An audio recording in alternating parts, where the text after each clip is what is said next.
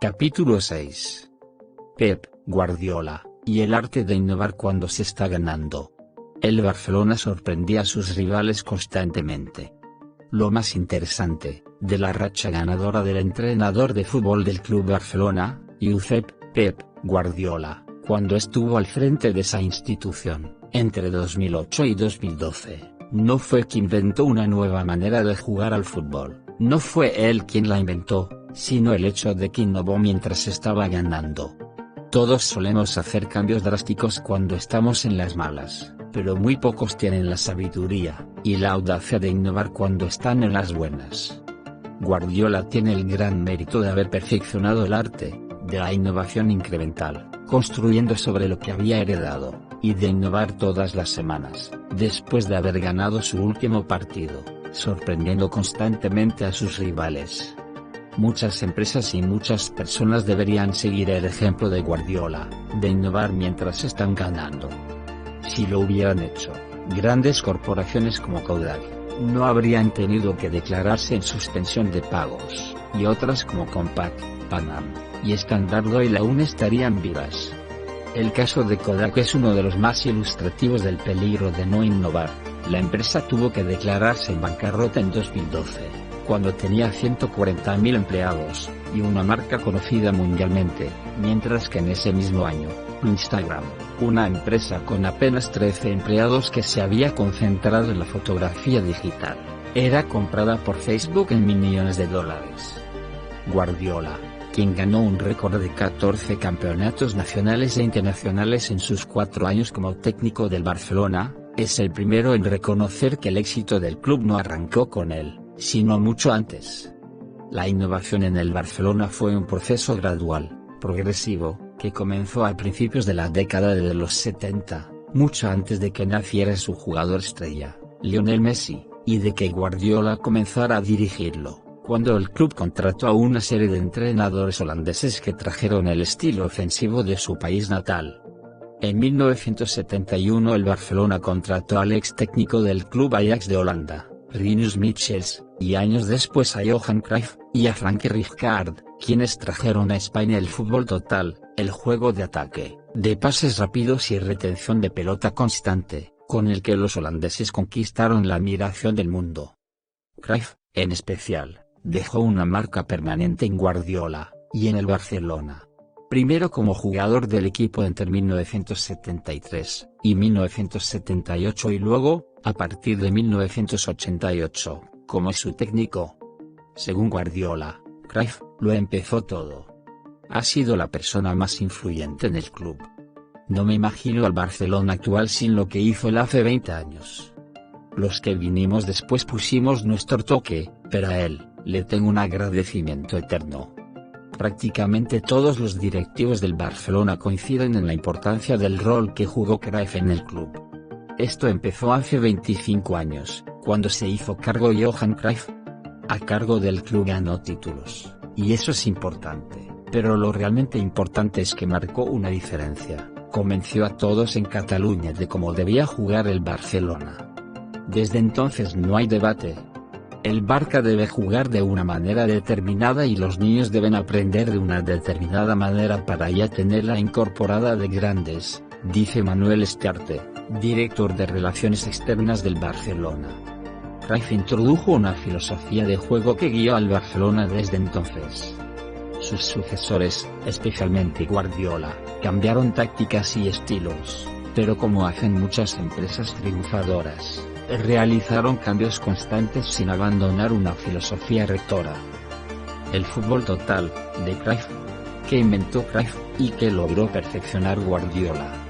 Contrariamente a la creencia de muchos, el modelo holandés de fútbol rápido y ofensivo en el que todos juegan en todos los puestos, moviéndose de manera constante por todo el campo de juego y desconcertando permanentemente a sus rivales tampoco fue un invento holandés, sino que fue popularizado antes por Hungría, en la década de 1950.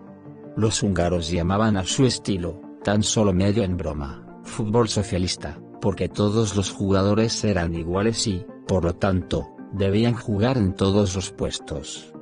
En el fútbol socialista, todos tenían que ser defensores y todos tenían que ser atacantes. no había distinciones. Michels importó esa filosofía de Holanda al Barcelona, pero cuando el holandés dejó de dirigir el Barcelona, en 1975, el club experimentó con varios técnicos ingleses y españoles, sin lograr grandes resultados. La llegada de Cruyff como técnico cambió todo. Cruyff reintrodujo la filosofía del fútbol total, me explicó Javier Sala y Martín, un economista estrella de la Universidad de Columbia, doctorado en Harvard, que también fue tesorero y presidente interino del Barcelona y quien siempre ha estado cerca de la plana directiva del club. A diferencia del fútbol inglés, tradicional, que es un juego de especialistas, el fútbol total, es un juego en el que todos hacen de todo. En el fútbol inglés, el defensa central es un tipo alto, muy fuerte, muy rudo y muy intimidante, que sabe despejar de cabeza, pero que no sabe driblear ni pasear la pelota. El extremo es un chaval pequeñito, hábil, que corre mucho. El centro delantero es uno alto que remata de cabeza. En el fútbol total, a diferencia del fútbol de especialistas, hay todo tipo de jugadores en todos los puestos. Sin embargo, según Sala y Martín, no se puede asegurar científicamente que el fútbol ofensivo de Cruyff sea más efectivo que el defensivo. No hay una manera mejor de jugar al fútbol.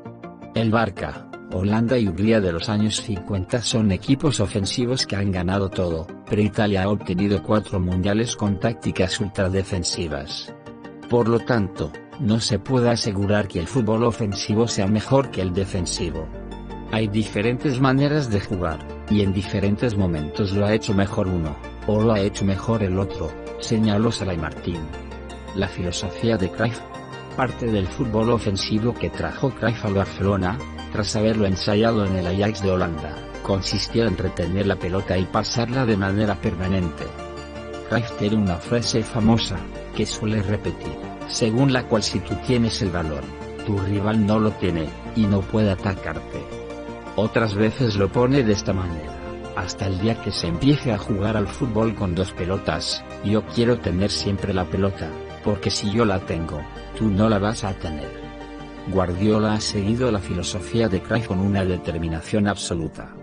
En eso yo soy muy egoísta, el balón lo quiero para mí, dice Guardiola. Y si el contrario lo tiene, se lo voy a quitar.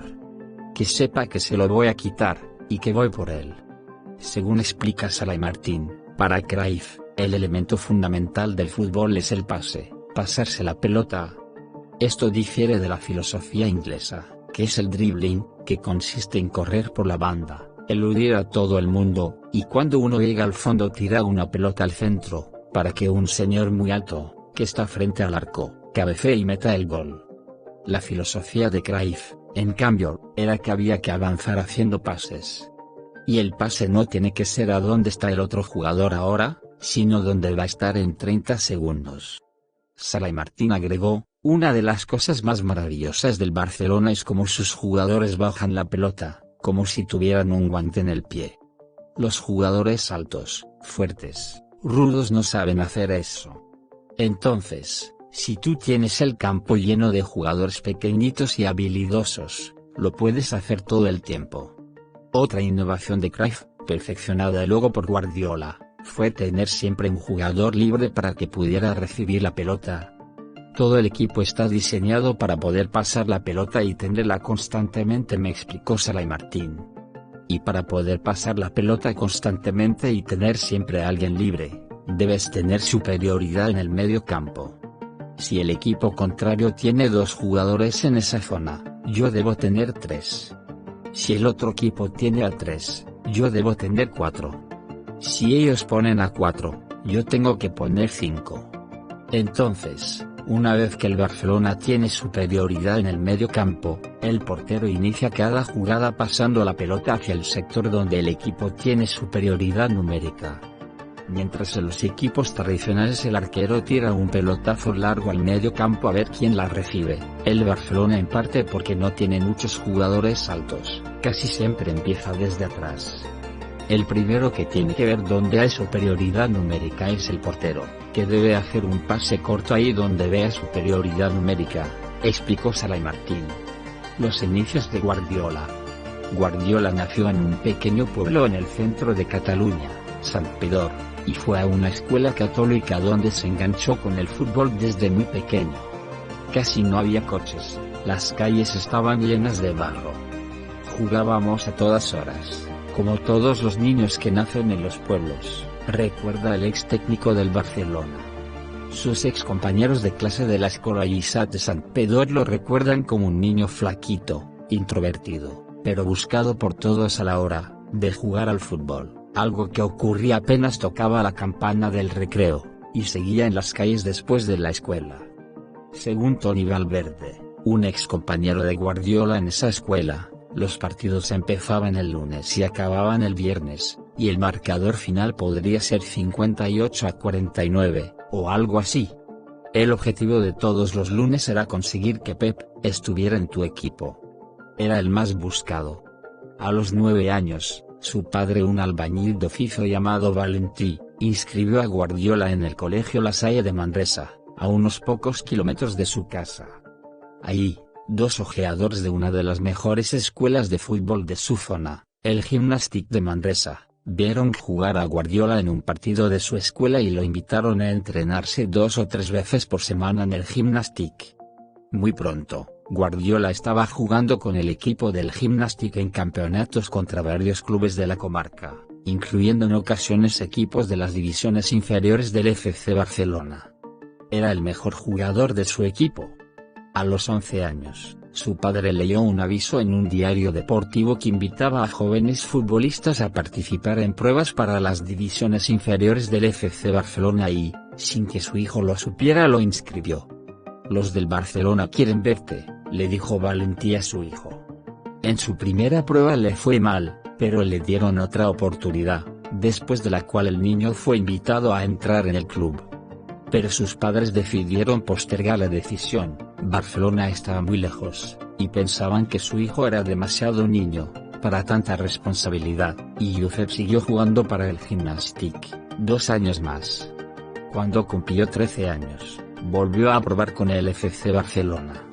Entonces la familia decidió aceptar la oferta de que el niño se mudara a Barcelona y se integrara a la Masía, la conocida Academia Juvenil del Barcelona, que hasta el día de hoy es la cantera de donde han salido algunos de sus mejores jugadores, incluyendo a Messi. La Masía era una vieja residencia rural que fue construida en 1702 y que, tras varias remodelaciones, se convirtió, en 1979, en dormitorio para los adolescentes que venían a jugar a las divisiones inferiores de Barcelona desde otros lugares. Para Josep no fue fácil dejar a sus padres y a sus 3 hermanos a tan temprana edad, por eso viajaba a su pueblo a ver a su familia y a sus amigos casi todos los fines de semana.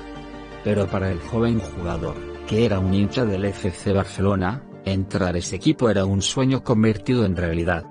En Cataluña, desde que nacen, la gran mayoría de los niños son hinchas del Barça. Primero, porque tiene incidencia, porque los niños se hacen hinchas del que gana. Cuando yo era pequeño, en la NBA, ganaban los Celtics y yo era de los Celtics. Luego llegaron los Lakers, y los Bulls. En los niños es lo mismo. Para mí el Barcelona es parte de mi aprendizaje como jugador y también como persona. He vivido casi toda mi vida ahí, recuerda Guardiola. Llegué al club a los 13 años, estudiaba y jugaba fútbol. Trataba de sacar buenas notas para que mis padres estuvieran contentos y en las tardes entrenaba. Cuando pasaba eso, cuando iba subiendo, en las divisiones inferiores del Barcelona, decía, estoy cerca, pero mi pretensión nunca fue llegar al primer equipo, simplemente lo disfrutaba, recuerda Guardiola. Allí fue donde Cruyff, que era uno de los fundadores de la Masía, descubriría al jugador y futuro director técnico del Barcelona, y lo convertiría en uno de sus jugadores favoritos. Guardiola como jugador.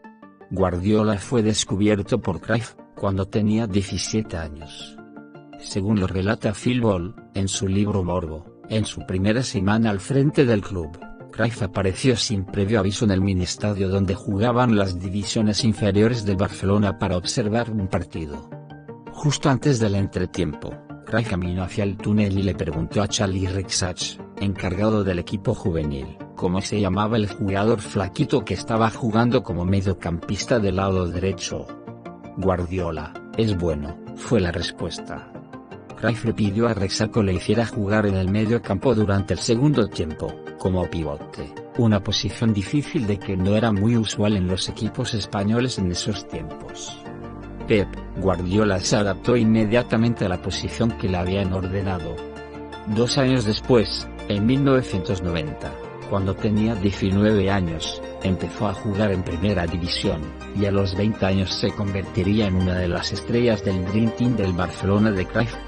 El hecho de que Guardiola fuera un jugador flaquito, sin mucho físico, le hizo desarrollar la cabeza más que a otros jugadores, según diría Cruyff, años después. Guardiola tenía que ser listo. En aquella época no le quedaba otra opción. Se parecía a mí. Si no tienes el poderío físico de otros, necesitas mucha técnica, mover el balón rápidamente, evitar el choque. Y, para hacerlo, has de tener una buena visión. Desarrollas la capacidad necesaria para captar cualquier detalle, para fijar en tu retina la posición de los compañeros. Todo eso te sirve como futbolista o como entrenador, explica Cruyff. Guardiola jugó durante 11 años para el Barcelona, hasta 2001, ganó casi todos los títulos, incluyendo la Liga Española 4 años seguidos bajo la dirección de Cruyff, entre 1991 y 1994. Fue un ídolo del club, no solo porque era un jugador local, sino porque siempre se identificó como catalán. Cuando ganaba en el Barcelona, Guardiola solía besar o envolverse con la bandera catalana y a menudo hablaba en público en catalán. Su apoyo al nacionalismo catalán nunca fue un secreto. Más tarde, como director técnico, Guardiola tendría aún menos inhibiciones para pronunciarse políticamente. En 2013 se proclamó abiertamente a favor del referéndum independentista propuesto por los partidos nacionalistas catalanes para 2014. A los 30 años, tras dejar el Barcelona, Guardiola siguió jugando en Italia, para el Brescia y el Roma, pero con resultados mediocres y con un escándalo que le complicó la vida durante varios años. Jugando para el Brescia, fue acusado de dopaje supuestamente por haber dado positivo de nandrolona en los controles antidrogas a los que fue sometido tras un partido el 21 de octubre de 2001, y otro el 4 de noviembre de ese mismo año. Guardiola negó los cargos, pero tras varios años de juicio fue condenado a 7 meses de cárcel condicional en 2005. Guardiola apeló y 2 años después fue absuelto por el Tribunal de Apelación de Brescia, bajo la fórmula de que el hecho no subsiste. Tras la sentencia, Guardiola festejó: finalmente, tras 2 años se cierra un libro. Habría podido beneficiarme de la prescripción, pero quise recurrir a la apelación para demostrar mi total inocencia. En 2003, se fue de Italia para jugar en el Emirato de Qatar, donde fue contratado por el club Al Ahly de Doha para jugar 2 temporadas nada menos que por $4 millones. Finalmente, terminó su carrera como jugador en México, en el Club Dorados de Sinaloa, donde fue reclutado por su viejo amigo Juan Manuel Lillo, a quien años después reconocería como otro de sus grandes maestros. La vuelta a casa. Guardiola regresó a España en 2006, para iniciar una nueva carrera como director técnico. Tras sacar su carnet de entrenador, comenzó a hablar con varios clubes incluyendo el Nàstic de Tarragona, cuyo equipo estaba en los últimos puestos de la Primera División, y a mediados de 2007 aceptó la posición de entrenador de las divisiones inferiores del FC Barcelona. Volví a casa, 7 años después de haberse ido como jugador, para dirigir el equipo de Tercera División. Era una época turbulenta en el club. La directiva de nuevos funcionarios liderada por el presidente del Barcelona, Joan Laporta, le había dado un nuevo impulso al club en 2003 con la contratación de Rijkaard, el entrenador holandés, y del astro brasileño Ronaldinho, con quienes logró excelentes resultados en las temporadas de 2004 y 2005, pero ahora el club estaba en franco declive. En 2007 el equipo de Rijkaard estaba perdiendo cada vez más partidos. Reinaba la indisciplina. Ronaldinho, el astro del equipo, tenía varios kilos de más, llegaba tarde a los entrenamientos, y hasta corrían rumores de que a veces llegaba al vestidor con la misma ropa del día anterior, después de haber estado toda la noche de fiesta. Los éxitos del equipo y la autocensura de los diarios deportivos impedían cruzar una saludable línea divisoria que separaba la vida privada de los futbolistas de su vida pública.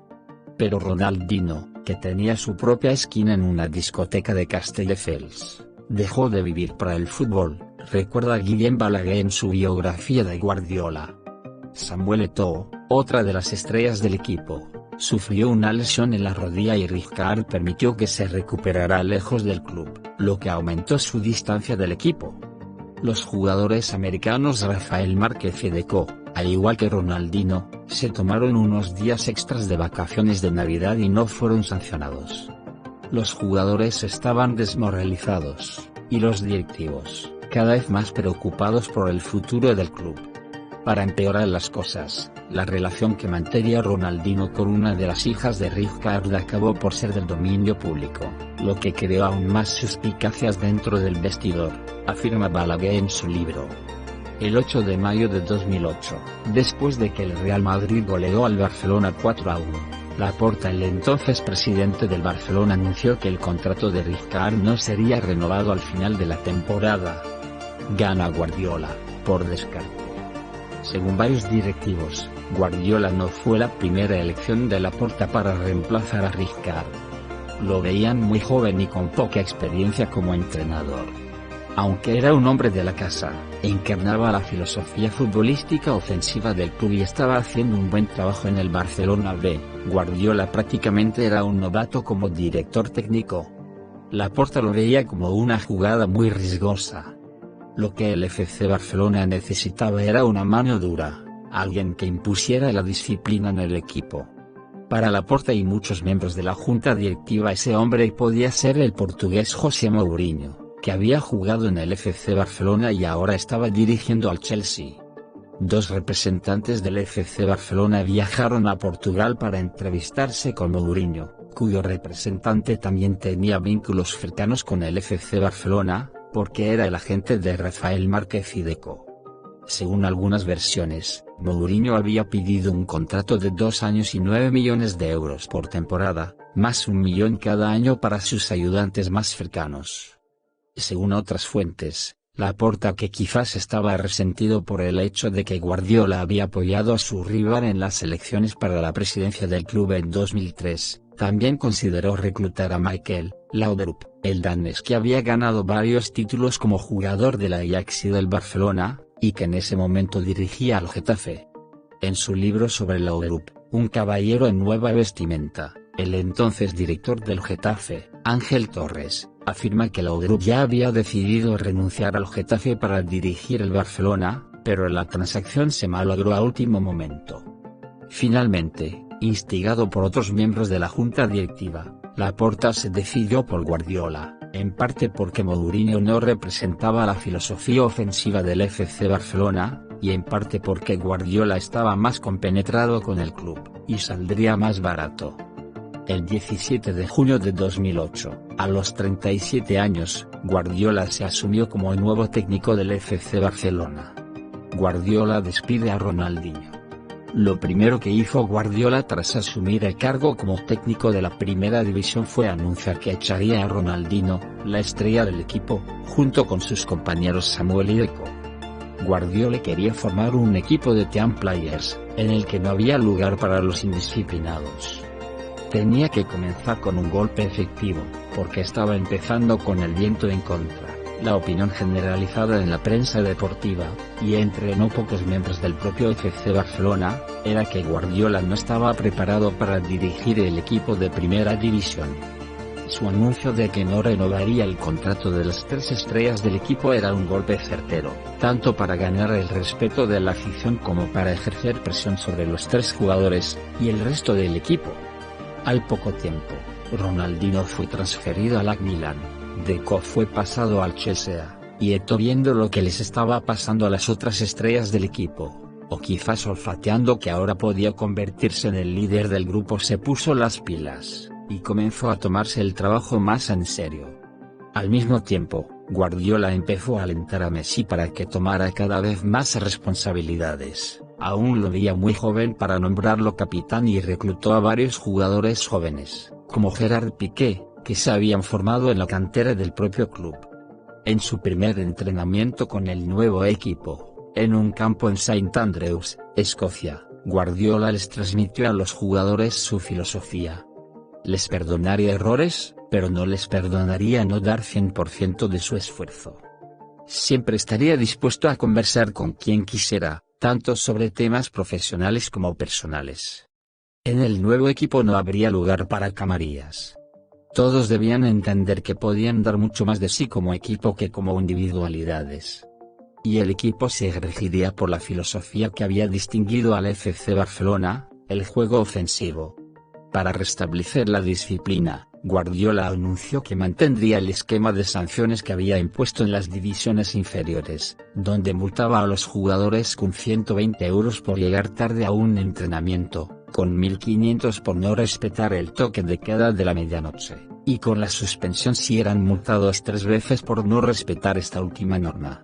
Asimismo, para evitar camarillas por nacionalidades que erosionaran el espíritu del equipo, ordenó que solo se usara el español y el catalán entre los jugadores, y dispuso que todos comieran en la misma mesa en las concentraciones y en los entrenamientos.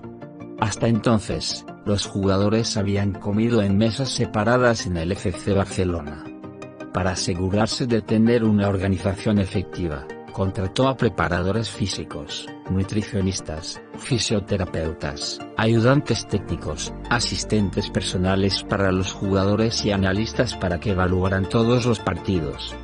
Y el nuevo técnico del FC Barcelona instaló una pantalla de televisión de gran tamaño en su oficina, para estudiar detenidamente los partidos más recientes de sus adversarios.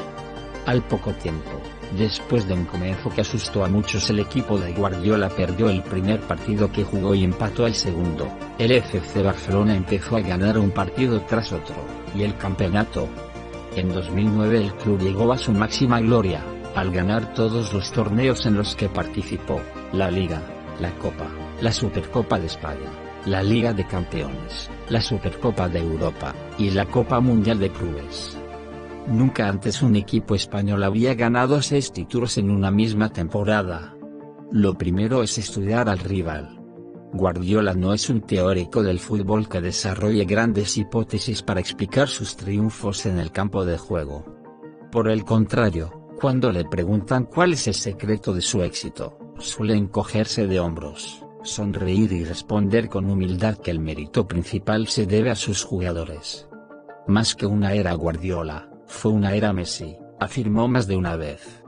No hay una fórmula secreta para ganar partidos, señala. La única constante de su método, si es que lo hay, es estudiar detenidamente al equipo rival, viendo vídeos de sus últimos partidos durante varias horas, para analizar sus puntos débiles y explotarlos al máximo a su favor. Según Guardiola, su táctica es descubrir que estos defienden de esta manera, y el espacio para avanzar estará aquí, y estos defienden de esta otra manera, y el espacio estará allá.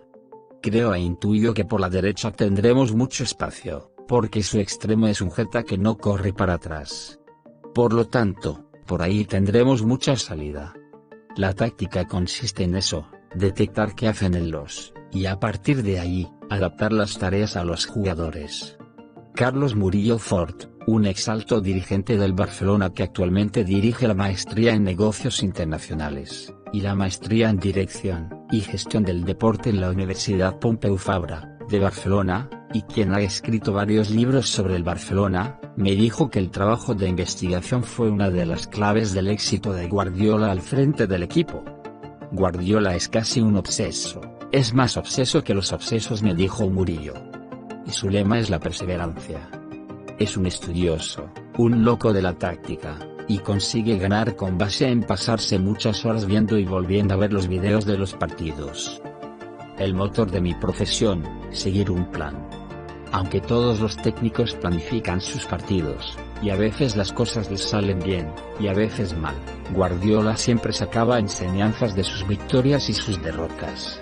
Con Guardiola, nunca se escuchó la frase, el fútbol es así, que tantos técnicos utilizan después de un partido.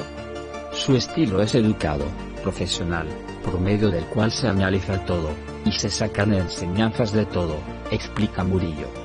Ante la derrota, Sus primeras palabras en las conferencias de prensa eran para felicitar al adversario y admitir, hoy han sido mejores que nosotros.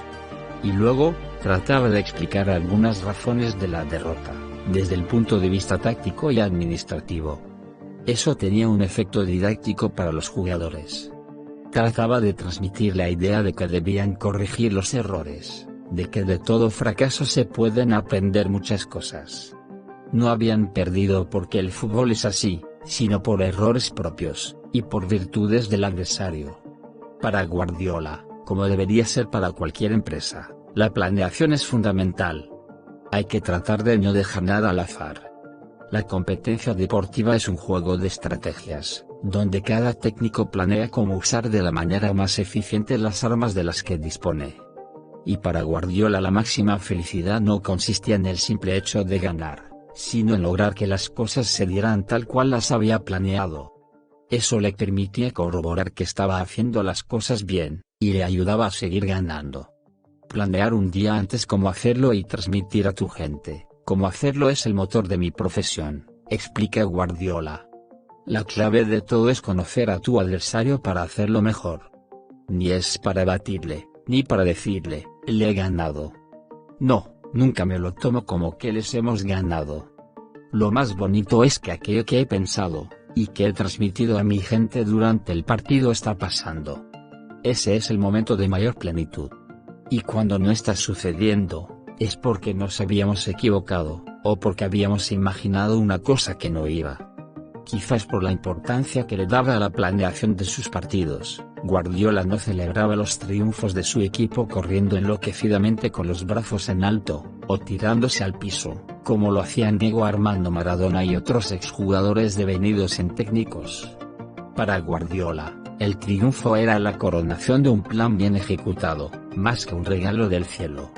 Las celebraciones de los triunfos eran como más naturales, recuerda Murillo. Cuando ganaba el equipo, Guardiola hacía salir al centro del campo no solo a los jugadores sino a toda la plantilla, incluidos los técnicos y los auxiliares, el médico y los 20 suplentes. Tan importante era Messi, como el último fisioterapeuta. Y cuando el equipo perdía, Guardiola asumía la responsabilidad como propia. Ante la derrota, su respuesta era felicitar al adversario y decir, hoy han sido mejores que nosotros.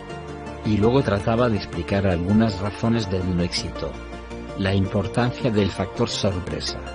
Aunque Guardiola siempre se mantuvo dentro del fútbol total de Cruyff, introdujo varios cambios en la filosofía ofensiva del Barcelona. Uno de los principales fue fortalecer la defensa. Mientras Cruyff concentraba todas sus energías en el ataque, se le atribuía la frase, no me importa que nos metan 3 goles, si nosotros logramos meter 4. Guardiola instruía a todos los jugadores del Barcelona, a regresar a buscar la pelota a su área cuando el adversario estaba atacando. La idea era que si perdían la pelota, debían recuperarla rápidamente. Cada vez que el adversario robaba el balón, los 2 jugadores del Barcelona, que estaban más cerca debían recuperarla, impidiendo los pases cortos, cerrando espacios, y arrinconando al adversario. En el Barcelona de Guardiola todos atacaban y todos defendían. Y los que defendían eran defensores comunes. Mientras los defensas centrales de los equipos tradicionales eran jugadores altos y fuertes, que medían casi 2 metros, en el Barcelona de Guardiola el defensa central era el argentino Javier Mascherano, el jugador más bajo del equipo, de 1,74 de estatura. Otro tanto ocurría con Messi, que a veces jugaba como delantero central, otras veces en el medio campo, y en algunas ocasiones como defensor, robando pelotas en el área de su propio equipo. En el fútbol total de Guardiola, el adversario no sabe quién juega en qué posición. Es una técnica para despistar al contrario. Con otros equipos, tú puedes decirle a tu defensa central, sigue a este jugador todo el campo, y no lo sueltes. Con el Barça no puedes hacer eso, porque todos juegan en todos lados. Y si sigues a un adversario por todos lados, destruyes el equipo, afirma Sala y Martín. El propio Guardiola lo sintetizó así, en Barcelona se entiende que se puede ganar de 1000 maneras. Todas válidas. Todas sirven. A menudo, La sorpresa ocurría a la mitad del partido. Sala y Martín recuerda un clásico entre el Barcelona y el Real Madrid, en mayo de 2009, en el que el equipo madrileño venía de ganar muchos partidos, y el Barcelona estaba muy rezagado en la tabla de posiciones. Guardiola hizo grabar vídeos del Real Madrid desde arriba. Se pasó varias horas mirándolos, y no encontraba la solución. Hasta que después de mucho pensarlo, se le ocurrió poner a Messi en la posición de un falso 9. Guardiola no se lo dijo a nadie, llamó a Messi, lo llevó a ver los vídeos, le explicó dónde debía colocarse y lo que debía hacer, y le expuso su plan. Empezarían el partido como cualquier encuentro normal, y a los 10 minutos Messi pasaría a la mitad del campo a jugar como falso 9. Al argentino le brillaron los ojos. El Barcelona ganó 6-2. La innovación no fue poner a Messi en el medio campo, sino la flexibilidad, descubrir cómo actúa el contrario y sorprenderlo a mitad de camino. El que gana es el más flexible, me dijo Sala y Martín. Por supuesto, el Real Madrid aprendió el truco, y en el siguiente partido contra el Barcelona, tomó todas las precauciones para acorralar a Messi si jugaba como falso 9. Pero Guardiola ya había anticipado eso, y colocó al argentino en otra posición. Lo de Guardiola era hacer cambios continuos. Su gran innovación era tener un sistema totalmente dinámico, con la filosofía y ADN del equipo. Cómo motivar a los jugadores.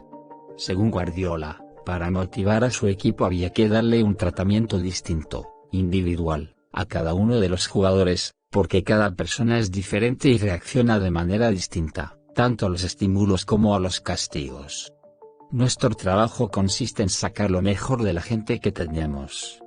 Y eso es lo más difícil que hay, porque cada uno es distinto, explica Guardiola. Citando al entrenador de voleibol argentino Julio Velasco, del equipo nacional italiano que ganó varios títulos en la década de los 90, Guardiola señala que la mayor mentira que existe en el deporte es que todos los jugadores son iguales. Hay jugadores a los que uno puede recriminar en público, y otros que se ofenden a muerte, y uno debe invitarlos a cenar y dejar que los mismos lleguen a donde uno los quiere llevar, explica. No todos son iguales, ni todos tienen que ser tratados del mismo modo. Sí deben ser tratados, con el mismo respeto, pero no todos son iguales. A uno lo tienes que invitar a comer fuera del centro de trabajo, a otro tendrás que reunirlo en tu despacho, a otro más no le tendrás que hablar nada de táctica, y a otro tendrás que hablarle todo el día de lo que hace en su tiempo libre. Hay que encontrar qué decirle, o qué hacerle, o cómo engañar a cada uno, o cómo seducirlo para que, al final, puedas llevarlo a tu terreno y sacar lo mejor de él, afirma Guardiola. Mascherano, el defensor del Barcelona, es uno de los muchos jugadores que destacan la dedicación especial que le daba Guardiola a cada jugador del equipo. Lidera grupos como casi nadie. Pocas veces he visto un manejo de grupo como el que él ha llevado adelante en el plantel de Barcelona que me tocó disfrutar como futbolista. Es un entrenador de fútbol, pero es un líder con el que puedes hablar de cualquier cosa, dice el jugador argentino. Te contagia su manera de vivir el fútbol. Hace que te levantes cada día y sientas que lo que haces es digno, que entrenar es lo primordial y lo normal, y que es lo que corresponde para tu realización profesional y humana. Muchas veces nos fastidiamos con el ambiente que nos rodea, el entorno cansa. Cuando no jugamos, nos quejábamos y uno siempre se quedaba con las cosas negativas cuando esto pasaba. Sin embargo, él te decía que todo hay que ganárselo con esfuerzo y talento. Al tiempo que exigía mayor disciplina que su antecesor, Guardiola tomó decisiones que fueron bien recibidas por los jugadores y que mejoraron la moral del equipo, como suspender las concentraciones desde la noche anterior a los partidos. Con Rijkaard, cuando el Barcelona jugaba en otra ciudad, los futbolistas viajaban la noche anterior y se concentraban en un hotel, donde pasaban largas horas aburridos, frustrados por no poder salir ni estar con sus familiares. Guardiola abolió esa costumbre. Cuando el Barcelona jugaba fuera, el equipo viajaba a la mañana del día del partido. Cuando disputaban un partido como locales, citaba a los jugadores para un entrenamiento en la mañana, y los dejaba ir a su casa para almorzar. Prefiero que estén en sus casas, y no encerrados en un hotel sin nada que hacer, decía Guardiola. Los jugadores estaban felices con la medida. Al reducir las concentraciones en hoteles, reducían su nivel de estrés antes de los partidos, decía. Pero, al mismo tiempo, Guardiola era impecable a la hora de exigir que los jugadores llegaran puntualmente a los entrenamientos y cumplieran con sus instrucciones. Su estilo de liderazgo, a diferencia del de Rijkaard, era gerencial. La estrategia del equipo no era un tema de discusión colectiva, sino que la dictaba él. Los jugadores que diriges no son tontos, si te ven dudar, lo captan al vuelo, al instante, al momento, explicó Guardiola. Cuando les hables, que sea porque ya tienes claro lo que les vas a decir, esta es la manera como vamos a hacer las cosas. Porque los futbolistas son intuición pura. Te huelen hasta la sangre. Y cuando te ven débil, te clavan la aguja. Más que un club. No es casualidad que el eslogan del Barcelona sea, en idioma catalán, més que un club, más que un club. Desde su nacimiento en 1899, pero especialmente a partir de la Guerra Civil Española y la dictadura del general Francisco Franco, el Barcelona se convirtió en uno de los símbolos más visibles de la causa nacionalista catalana y del antifranquismo. Cuando el expresidente del club Narcís de Carreras dijo por primera vez que el Barcelona era más que un club, durante su toma de posesión en 1968, la frase no tardó en convertirse en el lema principal y distintivo de la institución. Los historiadores del club afirman que en 1925, durante la dictadura de Primo de Rivera, el gobierno mandó cerrar el estadio del Barcelona durante 6 meses, porque los aficionados del equipo habían abucheado la marcha real, que tocó la banda de música antes de comenzar el partido. El entonces presidente del club, Hans Gamper, tuvo que renunciar por el incidente y debió exiliarse en Suiza. Pocos años después, cuando estalló la guerra civil, en 1936, el presidente del Barcelona, Josep Sunyol, que era un dirigente de la Esquerra Republicana de Cataluña, fue fusilado por las tropas franquistas. Al poco tiempo, el club prácticamente fue intervenido por el gobierno de Franco. Sin embargo, durante las casi 4 décadas de gobierno franquista, cuando fueron cerradas todas las instituciones políticas que defendían el nacionalismo catalán, el Barcelona se convirtió en un baluarte de la lucha antifranquista.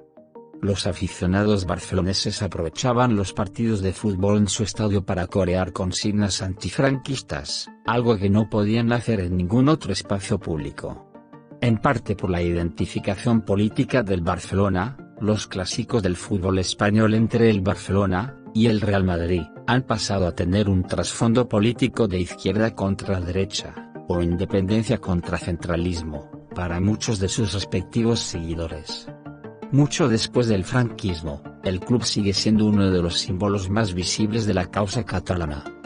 Jimmy Burns, autor del libro Banca, La pasión de un pueblo, señala que salvo durante los años más duros de la intervención franquista, el club siempre ha llevado sus registros oficiales y sus documentos internos en idioma catalán. Sus aficionados cantan el himno del club en catalán, los capitanes del equipo siempre han llevado la bandera catalana en su brazalete, y en los últimos años todos los jugadores han portado la bandera de Cataluña en la parte posterior de la camiseta, a la altura del cuello.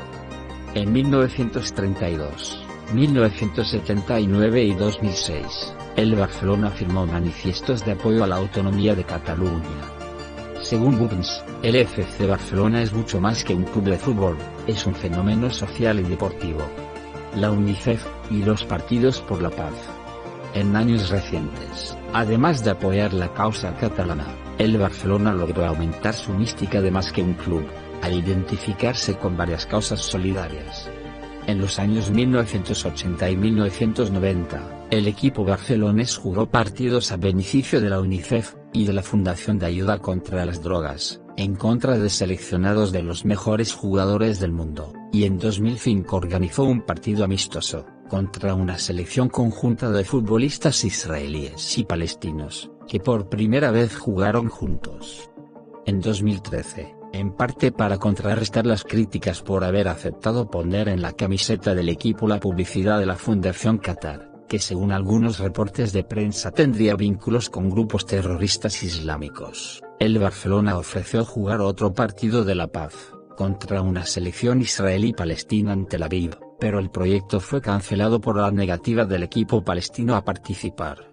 Sin embargo, la jugada más genial del Barcelona para mantener la mística de que es más que un club, y así aumentar el marketing de sus camisetas, banderas y otros productos distintivos, que producen ganancias fabulosas en todo el mundo, fue ofrecerle en 2006 a la UNICEF, una donación de $2 millones anuales para los niños pobres de todo el mundo a cambio de que los jugadores del equipo pudieran llevar el logo de la institución de las Naciones Unidas en el frente de sus camisetas.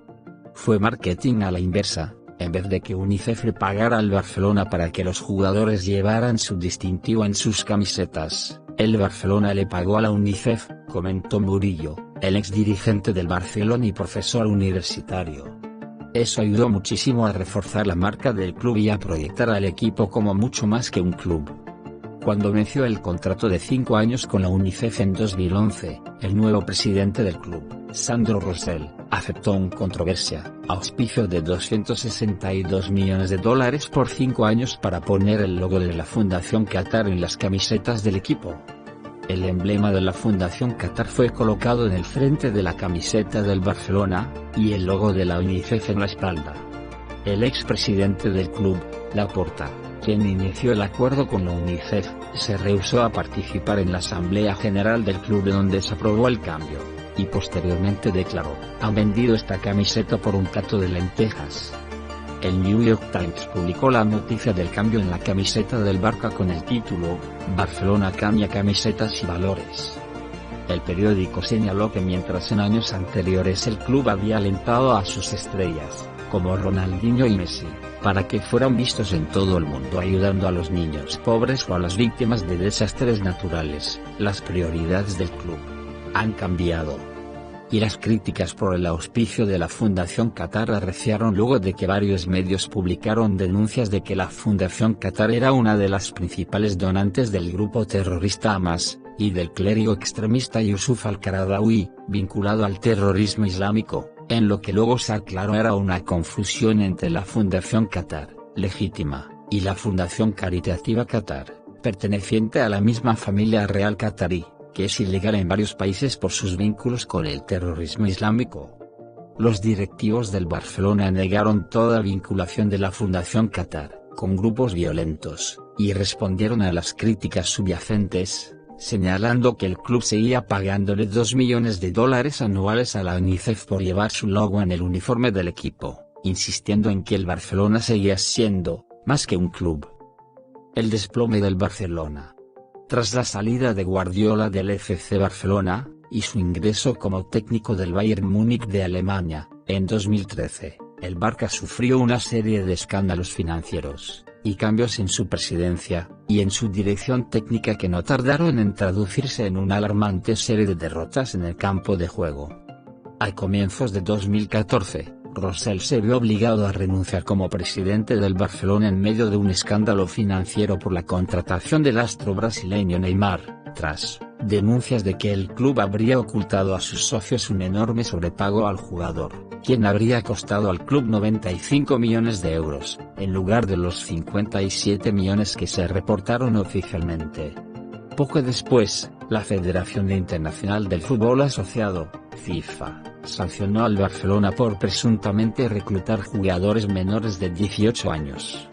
El nuevo presidente del club, Josep Maria Bartomeu, apeló la sanción, al tiempo que estudiaba cómo responder a la exigencia de información de la FIFA sobre 33 menores contratados por el club.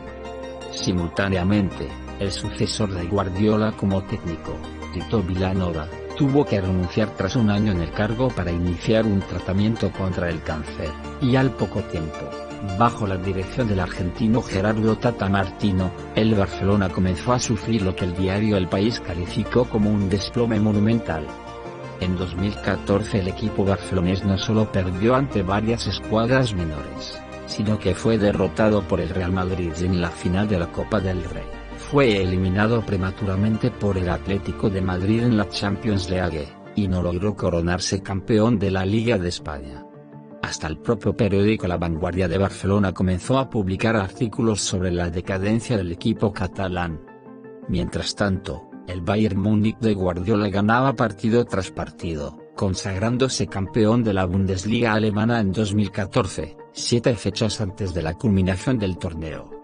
Haciendo uso del mismo estilo que había instaurado en el Barcelona, Guardiola arrasó con sus rivales en la liga alemana, al punto de que el diario alemán Bild llegó a compararlo con Albert Einstein. Cruyff, el gran precursor del fútbol total, se lamentó del desgaste del Barcelona y agregó que, lo mejor para el Barça es que vuelva Pep Guardiola. Hay que innovar cuando se está ganando. Jorge Valdano, exjugador y director técnico argentino que dirigió, entre otros clubes, al Real Madrid, afirma que Guardiola es el Steve Jobs del fútbol, porque ha introducido más innovaciones que ninguno de sus colegas en los últimos años. Es un innovador, un creador, un hombre de altísima emotividad, valiente, amante de la belleza en su obra, que sorprende a sus rivales constantemente con nuevas ideas. El Barcelona cada 6 meses se transformaba en un equipo diferente, recuerda Valdano. Messi empezó jugando en una banda y terminó jugando en el medio campo. A veces jugaba con 4 defensas y luego pasó a jugar con 3. Hubo partidos que jugó con 7 mediocampistas, y sin delanteros. Sorprendía con innovaciones muy profundas, que hacía mucho tiempo no veíamos en el mundo del fútbol. Y, quizás lo más importante, las innovaciones las hacía ganando, que es cuando hay que hacerlas. Para eso hace falta tener una convicción muy fuerte, concluyó el ex técnico del Real Madrid. Esa debería ser la mayor enseñanza del Barcelona de Guardiola, tanto para los equipos de fútbol como para cualquier empresa o persona. Hay que innovar cuando se está ganando. Hay que estudiar a los competidores y anticiparse a los cambios que se vienen, aun cuando uno está ganando. Muchas de las grandes empresas que han desaparecido en los últimos años fracasaron, precisamente, por no haber invertido suficiente tiempo y dinero en renovarse. Hubiera colapsado Kodak, durante mucho tiempo la líder mundial en la industria fotográfica, si se hubiera reinventado cuando surgieron las cámaras digitales. Se hubieran ido a la quiebra compañías como RCA, Compaq, General Foods, Standard Oil y Panam. Si hubieran comenzado a innovar durante sus años pico, quizás muchas empresas, comercios y profesionales deberían poner una foto de Guardiola en sus oficinas para tener siempre presente la necesidad de estar innovando constantemente, en especial cuando uno está ganando. El que se queda haciendo siempre lo mismo, a la larga se queda atrás. Si te gustó este audiolibro, suscríbete al canal, dale like y activa la campanita para que te lleguen todas las actualizaciones del canal. Es de gran ayuda para que sigamos llegando a más y más personas. Saludos, y hasta el próximo video.